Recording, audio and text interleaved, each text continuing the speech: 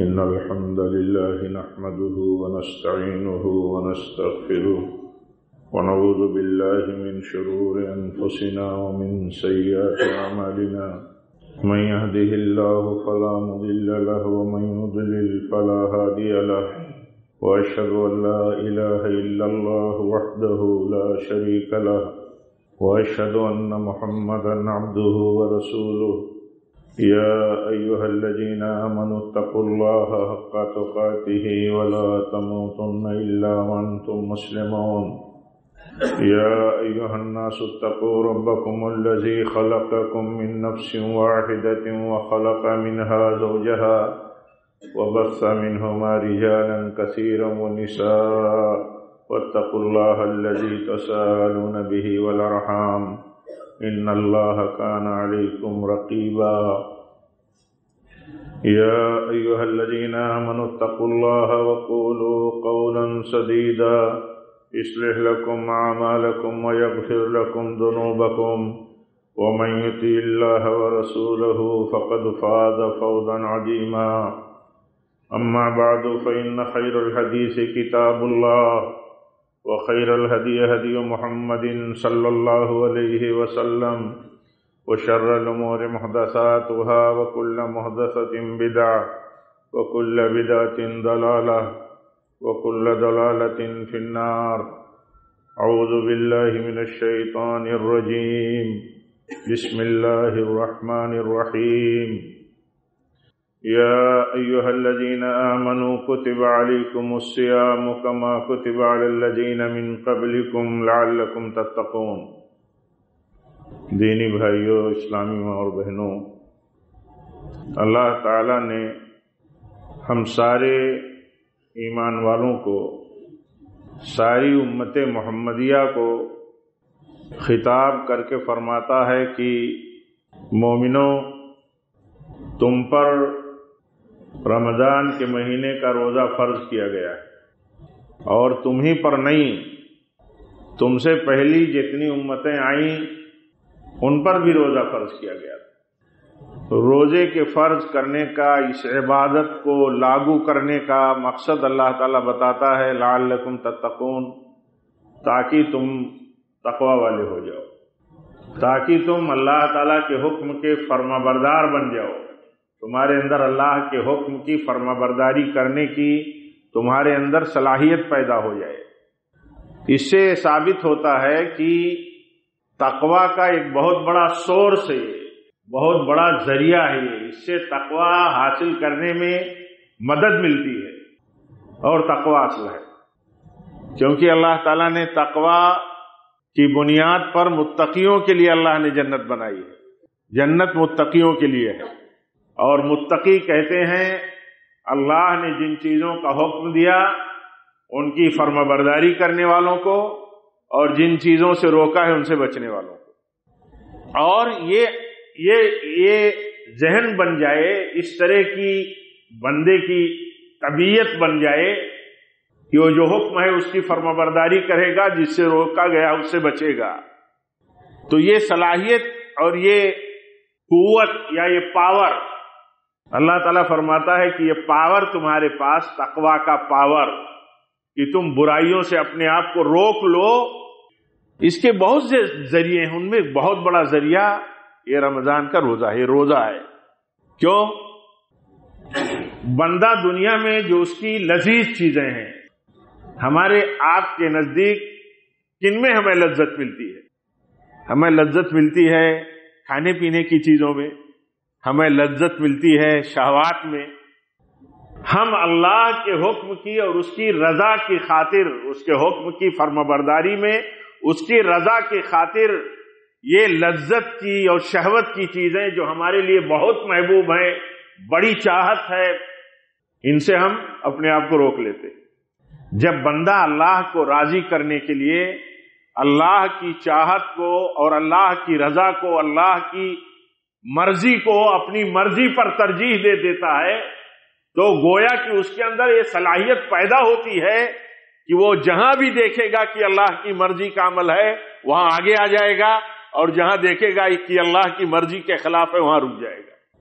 اسی کو کہتے ہیں اسی کو کہتے ہیں روزہ، اور یہی روزے کی فرضیت کا فلسفہ ہے اگر کہیں، اور یہی روزے کی فرضیت کا مقصد ہے۔ ورنہ اللہ تعالیٰ اپنے بندوں پر، ہم پر، آپ پر، ہماری ماؤں سے زیادہ مہربان ہے، لیکن یہ مشقت کا، یہ ریاضت کا، یہ ٹریننگ کا عمل جو اس نے ہم پر لاگو کیا ہے، ایک بہت بڑے مقصد کو حاصل کرنے کے لیے لاگو کیا ہے، بہت بڑا مقصد۔ وہ مقصد یہ ہے کہ اس سوچ کا بندہ بن جائے، جیسے روزے کی سوچ میں بندہ رہتا ہے، ایسے ایک پیریڈ کے مسلسل تربیت سے اس سوچ کا بندہ تیار ہو جائے کہ جہاں اللہ کا حکم ہوگا وہاں وہ سن لے گا، اور جہاں روکا گیا ہوگا وہاں باز آ جائے گا۔ یہ ہے موٹی بات ہے، اگر ہم سمجھیں تو بہت موٹی سی بات ہے کہ اللہ تعالیٰ اس عمل سے، یعنی روزہ کہتے ہیں کس کو؟ صبح صادق سے لے کر کے غروب آفتاب تک، یہ مکمل ایک دن ہے۔ اس پورے دن میں کھانے پینے کی چیزوں سے، شہوات کی چیزوں سے، روزے کو جو نقصان پہنچا دینے والی ہیں، توڑ دینے والی ہیں، ان چیزوں سے نیت کے ساتھ جب بندہ رہتا ہے پورا یہ دن کا روزہ، ان چیزوں سے باز رہتے ہوئے، تو یہ روزہ ہوتا ہے اس کا۔ روزہ اسی لیے اتنا محبوب ہے اللہ کو، اتنا محبوب ہے کہ بندہ، ہم آپ جب اللہ کے حکم کے ناطے، اس کا حکم ہے کہ صبح صادق سے لے کر کے غروب آفتاب تک تمہیں کچھ نہیں کھانا پینا ہے، تمہیں کچھ نہیں اپنے خواہشات کی طرف جانا ہے، تمہیں جن چیزوں سے روکا گیا ہے باز آ جانا ہے، جو چیزیں منع ہیں ان سے تو منع ہی ہے۔ آپ سوچئے، جو چیزیں محبوب ہیں بندے کے لیے اور اللہ کی طرف سے پاک ہیں، بلکہ پاکیزہ ہیں، اللہ کی طرف سے پاکیزہ چیزوں سے روکا گیا ہے، پاک ہیں، پاکیزہ ہیں، محبوب ہیں، بندہ رکتا ہے اللہ کے حکم سے۔ جب ہم رکتے ہیں اللہ کے حکم سے تو ہمارے ذہن میں تو یہی بات ہے کہ اللہ کا حکم ہے، یہ اللہ کی مرضی ہے، اس میں اللہ خوش ہوتا ہے، تو جس عمل سے اللہ خوش ہوتا ہے اس عمل کے پیچھے بندے کی لالچ ہوتی ہے، محبت ہوتی ہے، یہ ذہن بناتا ہے اللہ۔ اور جب ذہن نہیں بنتا ہے، یعنی آدمی بالکل بلا سوچ سے سمجھے کوئی کام کرتا ہے، بلا ٹارگیٹ اور مقصد کے کوئی کام کرتا ہے، تو ایسے ہی حیران رہتا ہے، جیسے علم ہو آدمی کے پاس، اس کا کوئی مقصد نہ ہو، باتیں کرنا جانتا ہو، سنت کی باتیں کرنا جانتا ہو، سنتوں کی کوئی قدر نہ ہو، دین کی باتیں کرنا جانتا ہو، امتحان کے موقع پر فیل ہو جاتا ہو، تو یہ سب یہ مقصد نہیں۔ مقصد یہ ہے کہ شعور ہو بندے کا، سوچ ہو بندے کی، مقصد ہو بندے کا، ایک ٹارگیٹ ہو بندے کا۔ کیا روزے کا مقصد ہے؟ اللہ تعالیٰ فرماتا ہے من صام رمضان ایمانا و احتسابا غفر له ما تقدم من ذنبه۔ سوچ ہے بندے کی اللہ سے ثواب پانے کی، اللہ کے ہاتھ سے انعام پانے کی، اللہ کی مرضی کی، اور اللہ تعالیٰ نے شرف بخشا ہے اس عبادت کو، اس عبادت کی نسبت اپنی طرف کر دی، اپنی طرف۔ کہا روزہ میرا ہے۔ اچھا یہ بتائیے کہ کون سی عبادت اللہ کی نہیں ہے؟ کون سی عبادت اللہ کے لیے نہیں ہے؟ ساری عبادتیں تو صرف اور صرف اللہ ہی کے لیے ہے۔ کوئی عبادت اور بھکتی اللہ کے سوا کسی کے لیے کی نہیں جا سکتی۔ اگر کی گئی تو وہ عبادت نہیں ہے اللہ کے ہاں، وہ اللہ کے ہاں عبادت نہیں ہے۔ اللہ کو ہر شرک سے، ہر دکھاوے سے پاک عبادت مطلوب ہے۔ تو روزہ ایک ایسی عبادت ہے اس میں دکھاوا بھی نہیں ہو سکتا، عجیب بات ہے۔ اسی لیے کہا جاتا ہے یہ راز ہے بندے کا اس کے رب کے بیچ کا۔ روزہ ایک راز ہے، ایک بھید ہے جسے وہی جانتا ہے اس کا رب جانتا ہے۔ آپ نماز پڑھنے آئے، ہم جمع ہوئے، ہم میں ہر ایک دوسرے کو جانتا ہے، دوسرے بھی جانتے ہیں کہ ہم اللہ کی عبادت کے لیے جمعہ میں جمع ہو رہے ہیں، لوگ دیکھ رہے ہیں ہمیں، ہم نمازیں پڑھتے ہیں، لوگ دیکھتے ہیں، ہم زکوٰۃ دیتے ہیں تو لوگ دیکھتے ہیں، ہم حج اور عمرے پر جاتے ہیں تو لوگ دیکھتے ہیں۔ بندہ احرام میں ہے، بندہ طواف کر رہا ہے، بندہ تلبیہ پکار رہا ہے۔ آپ بتائیے روزے سے ہم ہیں تو ہمیں کوئی جانتا ہے؟ کوئی دیکھتا ہے ہمارے اس عمل کو؟ کوئی نہیں دیکھتا۔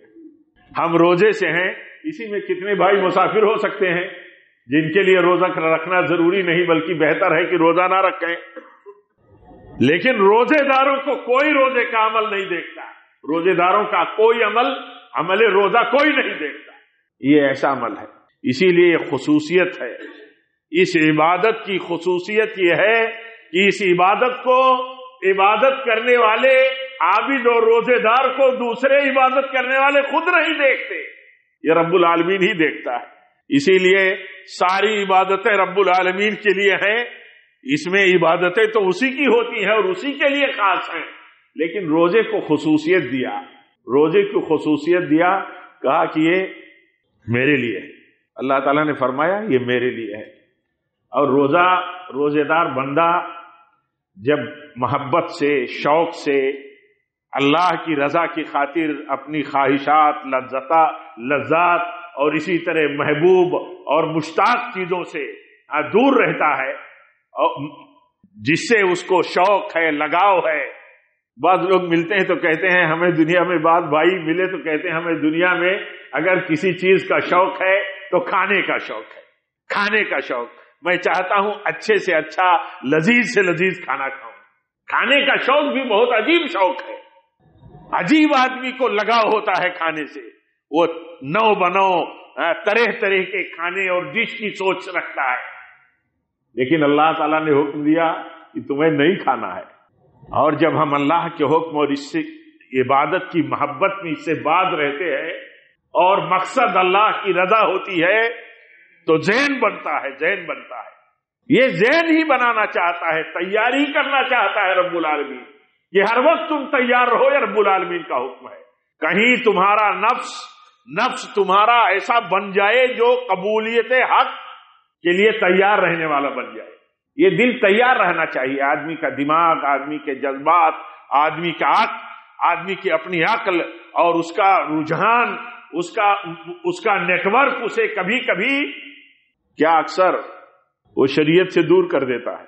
وہ جذبات میں ہے تو شریعت کی پرواہ نہیں ہے، وہ عقل اپنا کیلکولیشن چلاتا ہے تو شریعت کی پرواہ نہیں کرتا۔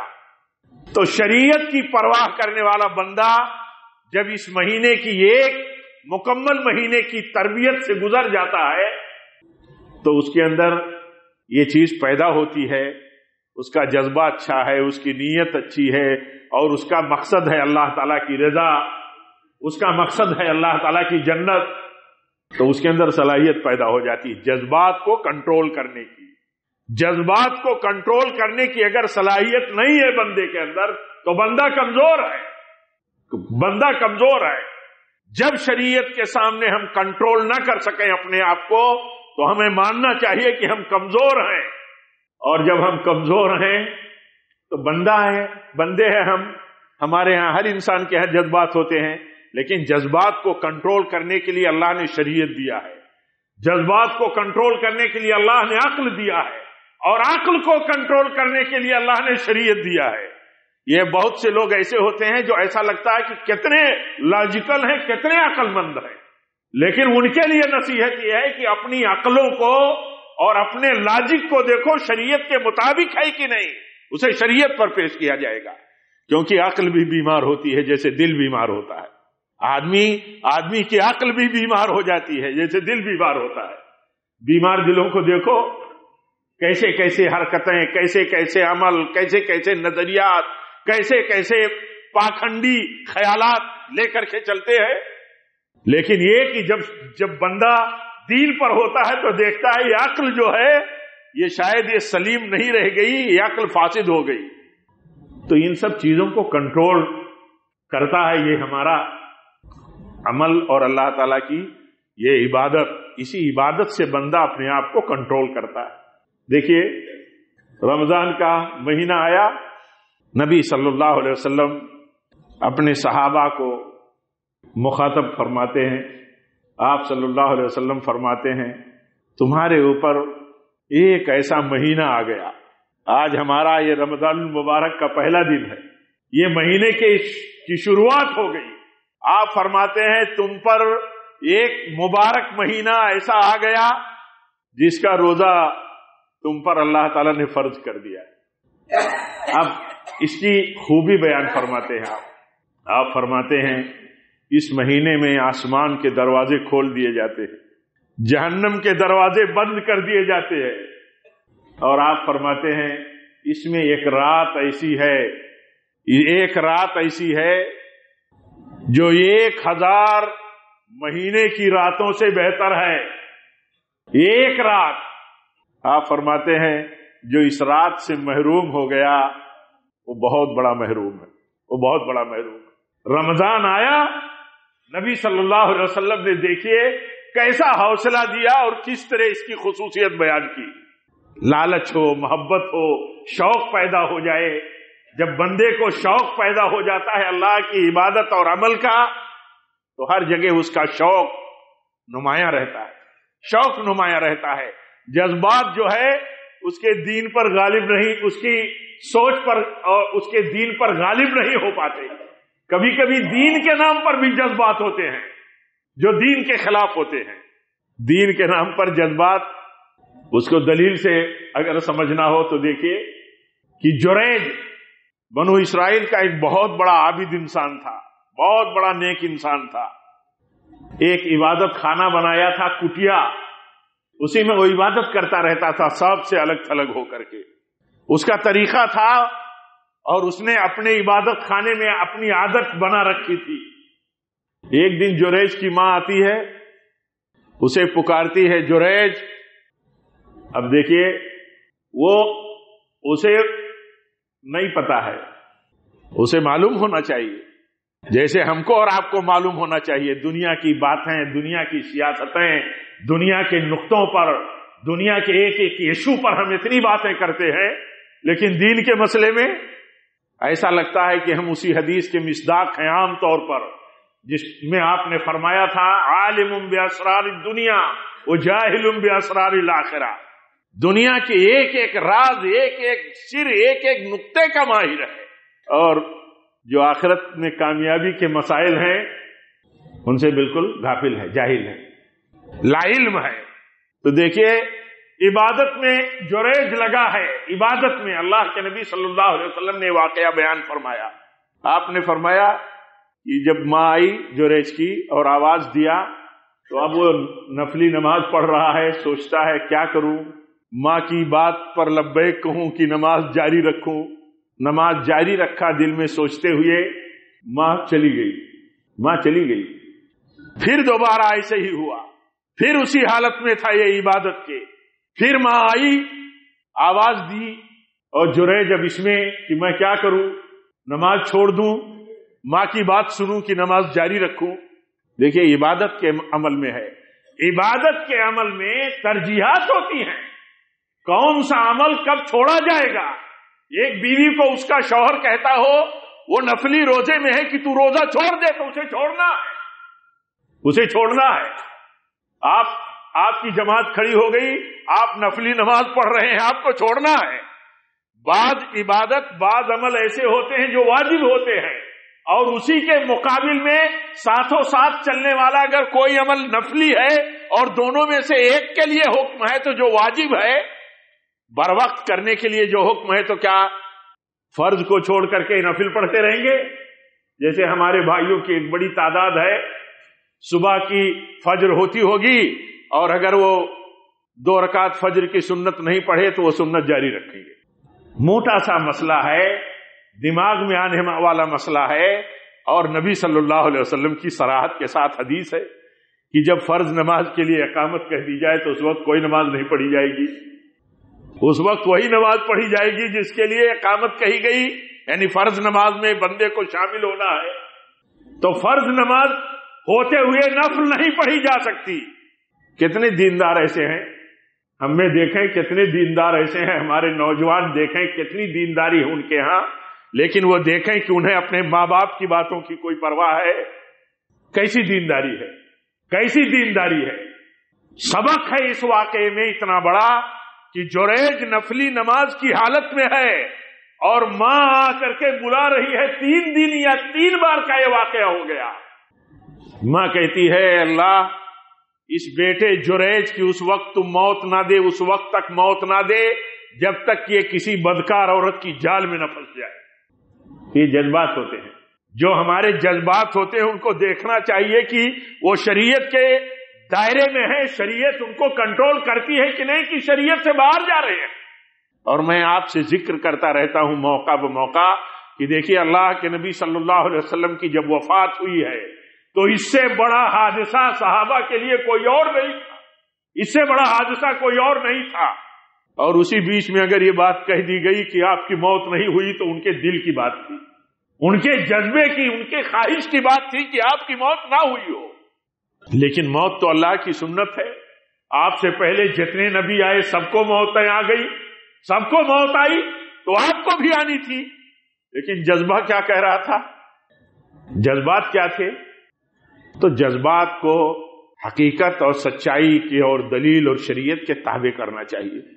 کبھی کبھی عرض یہی کر رہا تھا کہ دیکھیے دینداری میں بھی جذبات بندے کے ہاں ہوتے ہیں، تو پھر وہ یہ پرواہ نہیں کرتا یا وہ اسے اتنی فکر نہیں ہوتی، سارے امکانیات موجود ہوتے ہیں، وسائل موجود ہوتے ہیں، سورسز ہیں، معلومات کے لیے موقع موجود ہیں، کوئی پرواہ نہیں ہے بندے کو۔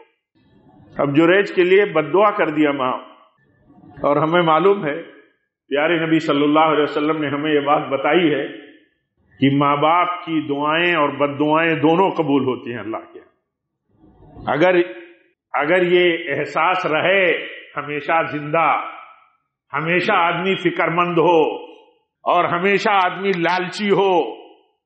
آج ہمیں لالچ ہے، آج ہمیں وہ دن ملا ہے جس دن کے شروعات میں، یعنی رات سے شروعات ہوتی ہے دن کی، یہاں دن ڈوب گیا، دن بدل گیا، بدل جاتا ہے دن۔ اللہ کے نبی صلی اللہ علیہ وسلم نے فرمایا کہ جب رمضان کی پہلی رات ہوتی ہے، پہلی رات آتی ہے جب رمضان کی، تو اللہ تعالی شیاطین اور سرکش جنوں کو قید کر دیتا ہے، جنت کے دروازے کھول دیے جاتے ہیں، ان میں کوئی دروازہ بند نہیں رہتا، اور جہنم کے سارے دروازے بند کر دیے جاتے ہیں، کوئی دروازہ کھلا نہیں رہتا۔ آپ فرماتے ہیں صلی اللہ علیہ وسلم کی منادی ندا دیتا ہے، آواز لگاتا ہے، یا باغی الخیر اقبل، اے خیر اور بھلائی کے لالچی آگے آ جا، تجھے موقع ملا ہے، تیرے لیے سیزن رب العالمین نے دے دیا ہے خیر اور بھلائی کمانے کے لیے، تو تو آگے آ جا۔ وہ یا باغی الشر اقصر، اور وہی منادی ندا دینے والا کہتا ہے، یہ برائی کے سوداگر، ہر وقت برائی کی سوچ رکھنے والا، آج اور یہ موقع، یہ مہینہ تجھے برائیوں کو کھلے عام کرنے کے لیے نہیں ہے، تو ذرا پیچھے ہٹ جا، ذرا دب جا، تو آگے آ جانے دے بھلائی کے چاہنے والے اور بھلائی کے لالچیوں کو۔ تو یہ لالچ اللہ تعالیٰ پیدا کرتا ہے، ہم اسی لالچ کے ساتھ آگے آتے ہیں۔ تو جہاں جہاں اللہ تعالیٰ نے ہمیں حکم دیا ہے کہ ہم اللہ کی رضا کے لالچی بنے، تو اللہ کی رضا، جہاں اللہ کی رضا اس عبادت میں ہے، وہیں بہت ساری عبادتوں میں اللہ کی رضا ہے۔ حدیث میں آتا ہے کہ ماں باپ کی رضامندی میں اللہ کی رضامندی ہے۔ جب بندہ روزہ رکھتا ہے تو اللہ کی رضا کا متلاشی ہوتا ہے، خیر کا لالچی ہوتا ہے، باغی الخیر ہوتا ہے۔ تو وہ خیر کا جو مزاج اور جو ذہن بنتا ہے، وہ ذہن ایسے ہی بنتا ہے کہ جہاں جہاں اللہ کی رضا کی جگہ ہے، یا جہاں جہاں یا جو اللہ کے رضا کے عمل ہے، بندہ اسے چھوڑے نہ۔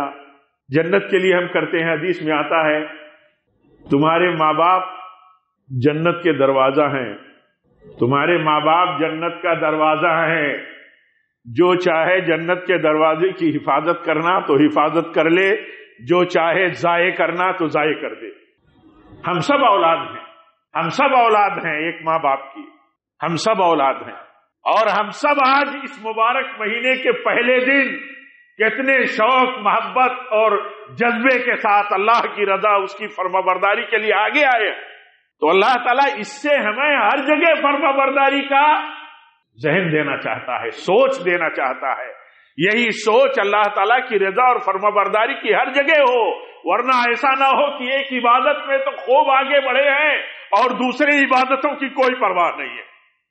قرآن میں اللہ تعالیٰ فرماتا ہے فَلَا تَقُلْ لَهُمَا اُفٍّ وَلَا تَنْهَرْهُمَا، ماں باپ کو اف نہیں کرنا، झिड़क नहीं देना।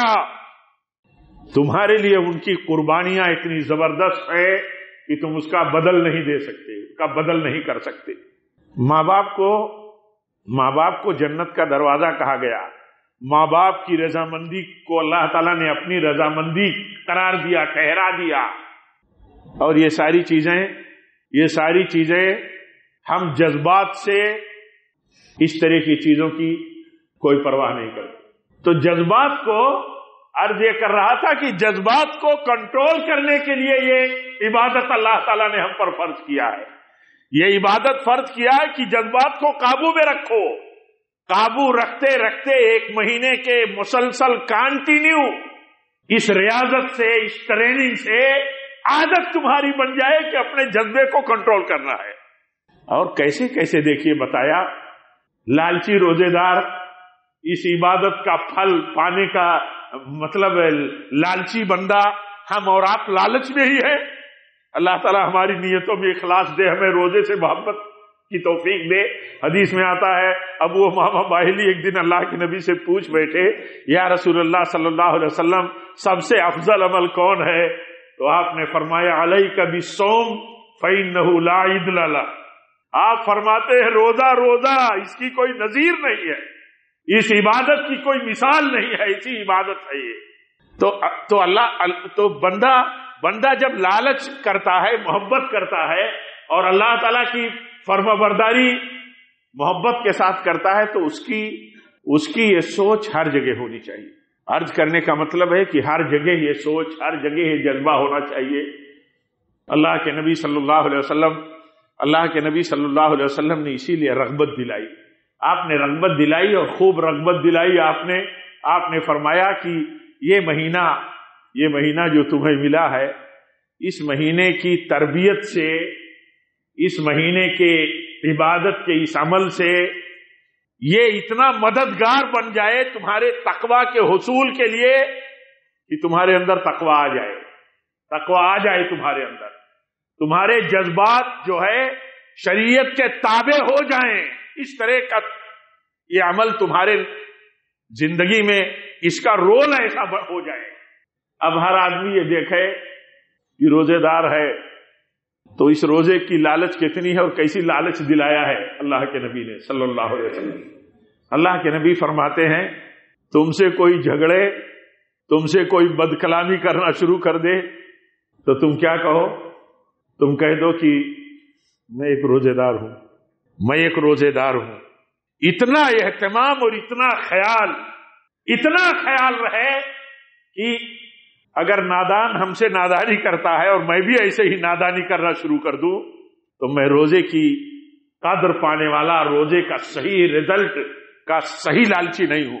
हम कारोबारी लोग हैं, हर आदमी अपने अपने अलग फील्ड में है, जहां भी जो है बहुत हिकमत और तदबीरों से नफा हासिल करने के लिए और नुकसान से बचने के लिए काम करता रहता है, बहुत सब्र करता है, बर्दाश्त करता है, ऐसे ही सीजनों का भरपूर फायदा उठाने के लिए उसकी तदबीरें और उस मौके पर पूरी जद्दोजहद करता है। तो ये तो दुनिया में होता है। देखिए, जिसका भी जो कोई सीजनल मतलब अमल होता है और दफे का होता है तो रात दिन एक किए रहता है, रात दिन सोना जागना कुछ पता नहीं होता। कहता है कि सीजन है, थोड़े ही दिनों की ये मेहनत है और ये बार बार ये मौका नहीं मिलेगा, हमें भरपूर फायदा उठाना है। तो इतना ज़हन बना करके रखता है कि हजारों मशक्कतें उठा लेता है।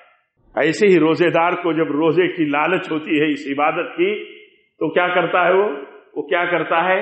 रोजे को नुकसान पहुंचाने वाला जो काम है, जो अमल है, उससे बचाता है वो अपने रोजे को। इसीलिए अल्लाह के नबी ने फरमाया, जब तुमसे कोई बदकलामी करे, कोई झगड़े पर तुम पर आ जाए तुम्हारे ऊपर, तो तुम कह दो कि मैं तो रोजेदार आदमी हूं, मैं रोजेदार हूं, मुझे रोजे की, मैं हालत इबादत में हूं, मैं इस इबादत को जबान से, अमल से नुकसान पहुंचाने वाले किसी भी बात और किसी भी अमल के मैं करीब नहीं जाऊंगा। यही मकसद है मेरे भाइयों, और इसी मकसद के लिए जहन बनाया जाता है। बहुत सारे जज्बे होते हैं, बहुत सारी ख्वाहिशात होती हैं, बहुत सारी जायज चीजें होती हैं। کبھی کبھی بڑا ٹارگیٹ پانے کے لیے جیسے یہاں کہا گیا کہ بڑا ٹارگیٹ پانے کے لیے تمہیں اپنی خواہشات کو کچلنا ہے، ایسے ہی شریعت کہتی ہے۔ اللہ کے نبی فرماتے ہیں صلی اللہ علیہ وسلم، کہتے ہیں دو آدمیوں میں جھگڑا ہے کسی معاملے کا، ایک آدمی حق پر ہے اور ایک آدمی ناحق پر ہے۔ حقدار آدمی اگر جھک جائے کہ میں جھگڑا ختم کر دیتا ہوں، اللہ کے نبی فرماتے ہیں اس کے لیے جنت ہے۔ آپ دیکھیے دنیا میں نہیں سمجھتا کہ اس سے بھی بڑا کوئی مسئلہ ہو اور اس سے بڑے مطلب اپنے نفس کو کچلنے کا کوئی کام ہو کہ آدمی کہیں صحیح پر ہوتے ہوئے فتنوں سے دستبردار ہو جائے، فتنوں سے ہاتھ اٹھا لے۔ آج تو سماج فتنوں کی آگ بھڑکاتی رہتی ہے، لوگ یہ نہیں سوچتے کہ جھگڑے اور فتنے کے آگ بھڑکانے کا نقصان کتنا ہے، عمل کتنا یہ خطرناک ہے۔ شریعت تو حقدار کو کہتی ہے کہ تم اللہ کے بندے ہو، تم اللہ کی جنت کے لالچی ہو، جنت کے مقابل میں کوئی چیز نہیں ہے ساری دنیا۔ حدیث میں آتا ہے جنت میں کوڑے کی جگہ کے برابر یہ ساری دنیا نہیں ہے، ساری دنیا۔ اس جنت کے لالچی ہو، اس جنت کی لالچ ہم یہاں کرتے ہیں تو جہاں جہاں موقع ہے، سبق ہے، وہاں ہمیں جنت کی لالچ سے کبھی بھی بے نیاز نہیں ہونا چاہیے، لالچ چھوڑنی نہیں چاہیے۔ لالچ آدمی جنت کا شائدہ اور جنت کی محبت رکھنے والا، جنت کے لیے لگاؤ رکھنے والا، جنت کو اصل کامیابی سمجھنے والا، کبھی جنت کے عمل اور اللہ کی رضا کے عمل سے چھوٹا ہو یا بڑا دستبردار نہیں ہوگا۔ ہم عام طور پر پرواہ نہیں کرتے، بولتے رہتے ہیں، فتنہ پھیلاتے رہتے ہیں۔ حدیث میں آتا ہے کہ ایک شخص قیامت کے میدان میں اللہ کے غضب کا شکار ہو جائے گا۔ کیوں شکار ہو جائے گا؟ ایسی بات بولی ہوگی جو اللہ کے غضب کا ذریعہ بن گئی، بنیاد بن گئی۔ ہماری اپنی زندگی میں بھی ہوتا ہے، کبھی کبھی آپ کو یا ہم کو کوئی آدمی ایسی بات کہہ دیتا ہے، آدمی کہتا ہے زندگی بھر نہیں بھلا پایا، زندگی بھر نہیں بھلا پایا۔ اور کبھی کبھی ایسی بات اور ایسا عمل کر دیتا ہے کہ آدمی زندگی بھر یاد رکھتا ہے، اتنا بڑا احسان۔ حدیث میں آتا ہے اللہ کے نبی فرماتے ہیں کہ ایک بندہ آئے گا، اس کے پاس ایک بات ہوگی، ایک کلمہ ہوگا جس سے اللہ راضی ہو گیا ہوگا، اور ایسے ہی ایک شخص آئے گا کہ اس کا ایک کلمہ ہوگا جو اللہ کے غضب کی بنیاد بن گیا ہوگا۔ تو ایک شخص کو اللہ جنت میں داخل کر دے گا، ایک شخص کو اللہ جہنم میں داخل کر دے گا۔ اتنی فکر اسی وقت ہو سکتی ہے جب بندہ سچا لالچی ہو، سچا، اور وہی سچی لالچ کی یہ تربیتی عبادت ہے، یہ عبادت ہے کہ بندہ تقوی والا بن جائے۔ تقوی والا کس لیے؟ کہ تقوی والا بنے گا تو جنت والا ہو جائے گا۔ تقوی کے ساتھ اللہ کی رحمت اور رضا ہے، اور اللہ تعالیٰ کی رحمت و رضا حاصل کرنے ہی کے لیے تو ہم یہ عبادت کرتے ہیں۔ تو صرف یہ عبادت صرف اسی عبادت کے لیے نہیں، ساری عبادتوں کے لیے تربیت کی عبادت ہے۔ اللہ تعالیٰ ہم سب کو توفیق دے رب العالمین۔ جس طرح اللہ کے نبی نے اس مبارک مہینے کی آمد پر آپ نے فرمایا کہ تم پر رمضان کا مہینہ آ گیا، سایہ فگن ہو گیا، آج ہمارے لیے رمضان کا مبارک مہینہ ہم پر سایہ فگن ہے، پہلا دن ہے، یہ پہلی رات ابھی گزری ہے۔ اس سے سلسلے میں اللہ کے نبی نے اپنے صحابہ کے سامنے یہ باتیں بیان فرمائی تھی۔ آپ نے فرمایا تھا کہ اس مہینے کا روزہ فرض ہے، اس مہینے میں اللہ تعالیٰ نے جنت کے دروازے، آسمان کے دروازے کھول رکھے ہیں، جہنم کے دروازے بند کر دیے، بھلائی کے لالچی آگے آ جاؤ، منادی اللہ کی طرف سے ہوتی ہے۔ تو جو اس مہینے میں عبادت کے، اللہ کی رضا کے عمل ہے، اس میں ہمیں خوب آگے آنا ہے، اور اس نیت سے آنا ہے کہ اللہ تعالیٰ ہمیں نیکیوں کی کرنے کی صلاحیت پیدا کر دے ہمارے اندر، کنٹرولنگ پاور پیدا کر دے، برائیوں سے بچنے کا ہمارے اندر، اور اسی طرح صبر ہمارے اندر پیدا ہو جائے۔ یہ مقصد ہمارا ہونا چاہیے۔ بلا مقصد کے کوئی عمل مفید نہیں ہوتا۔ بے مقصد کہتے ہیں، بے مقصد بات کرتا ہے آدمی، بلا مقصد کے کام کرتا ہے آدمی۔ تو ہم بے مقصد کام کرنے والے لوگ نہیں ہیں، با مقصد کام کرنے والے لوگ رہے۔ اللہ سے دعا کرتا ہوں کہ رب العالمین یہ مہینہ ہم سب کو صحت اور عافیت کے ساتھ، زندگی کے ساتھ اللہ تعالی ہمیں اس مہینے کو عطا کیے رہے، یہ مہینہ ہمیں حاصل رہے کہ ہماری زندگی ہو، ہماری صحت ہو، ہر طرح کے فتنوں سے ہم محفوظ رہے، اور رب العالمین اس مبارک مہینے، اس مبارک سیزن سے زیادہ ہمیں فیض حاصل کرنے کی اور اس سے مالا مال ہونے کی اللہ تعالی ہم سب کو توفیق دے۔ رب العالمین عبادت کے مہینوں میں اس بات کا خاص خیال رکھنے کی توفیق دے کہ عبادت تو اللہ کی ہے، عبادت کا مہینہ ہے، لیکن عبادت بھی نبی صلی اللہ علیہ وسلم کی سنت ہی کے مطابق ہونی چاہیے۔ عبادتوں میں بھی آدمی جذبات کا غلام ہو جاتا ہے یا روایات کا عادی ہوتا ہے۔ اپنے اپنے نیٹ ورک کا ہر شخص کے لیے نصیحت ہے، جو بھی عبادت اللہ کی رضا کے لیے کرتا ہے اس کو یہ نصیحت ہے کہ کوئی عبادت اگر سنت کے مطابق نہیں ہے تو قبول نہیں ہوگی۔ یہ ایک آدمی اگر 20 رکعت تراویح پڑھتا ہے، یہ سمجھتا ہے کہ یہ نبی کی سنت ہے، تو باطل پر ہے۔ نبی کی سنت سمجھ کر کے 20 رکعت پڑھنا یہ غلط ہے۔ نفل سمجھ کر کے پڑھتا ہے کہ پڑھ سکتا ہے، اس کی علماء نے گنجائش بتائی ہے، لیکن اللہ کے نبی نے حدیث میں آتا ہے کہ 11 رکعت سے زیادہ آپ نے رمضان کا مہینہ ہو یا غیر رمضان کا پڑھی ہی نہیں آپ نے۔ تو عبادتوں کے لیے قاعدہ یہ ہے، عبادت اللہ کے لیے طریقہ نبی صلی اللہ علیہ وسلم کا، سنت نبی صلی اللہ علیہ وسلم کی۔ اللہ تعالی ہم سب کو اپنی عبادت کی توفیق دے، نبی کی سنت کے مطابق عمل کرنے کی توفیق دے، عبادت کرنے کی توفیق دے۔ رب العالمین جب تک ہم زندہ رہیں تیرے تقوی پر رہیں، تیرے نبی کی سنت پر رہیں، اور جب بھی ہماری موت ہو تو نبی صلی اللہ علیہ وسلم کی سنت پر ہو۔ وآخر دعوانا الحمدللہ رب العالمین۔ الحمدللہ رب العالمین والصلاة والسلام علی رسولہ النبی الکریم۔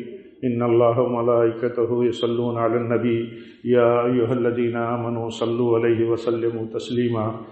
اللہم صل علی محمد وعلی آل محمد کما صلیت علی ابراہیم وعلی آل ابراہیم انک حمید مجید۔ اللہم بارک علی محمد وعلی آل محمد کما بارکت علی ابراہیم وعلی آل ابراہیم انک حمید مجید۔ عباد اللہ رحمکم اللہ، اقول قولی ھذا واستغفر اللہ لی ولکم ولسائر المسلمین، وآخر دعوانا الحمدللہ۔